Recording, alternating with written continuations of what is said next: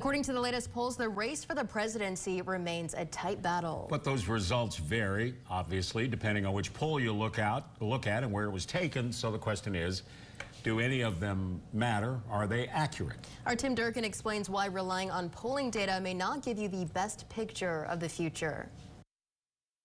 I think we have to recognize that polling has a huge amount of uncertainty in it. Election polls have a few different roles to serve, but the one that garners a lot of attention is who they predict to win an election. Polls have gone through some changes over the past few years, stemming from the 2016 election where they predicted Hillary Clinton would win, but ultimately lost to Donald Trump, exposing some weaknesses in how the system works. The problem with that was that Donald Trump mobilized voters who had not been active in the past.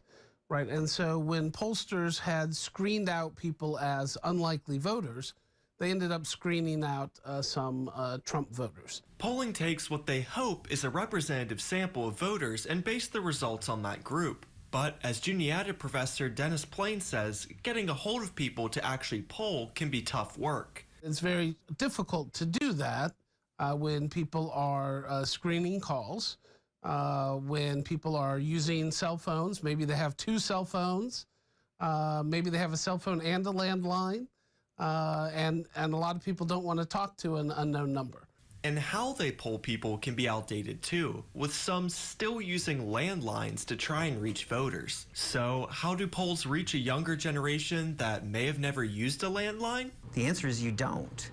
Penn State professor Chris Fowler says that polls have a lot of hoops to jump through to try and be accurate. But at the end of the day, the polls can't reach everyone, which leads to problems. Polling has to make really gross assumptions about what people they're not reaching are going to do in terms of voting. I asked a Penn State Erie professor, Rob Spiel, if there was any way to fix how the polls are conducted. He does agree that polls have issues that need addressed, but I don't have any suggestions for improvement. I mean, the pollsters do what they can. They make money from it because people, news media and other people buy their results, but I don't know that they can really do a better job at predicting things. But not all hope is lost. Plain says that while national polls may not be worth the effort, polls in important battleground states like PA, Michigan, and Wisconsin actually do matter. But nothing matters more than Election Day. What matters is what happens on Election Day, right? So don't let the polls persuade you or dissuade you from voting.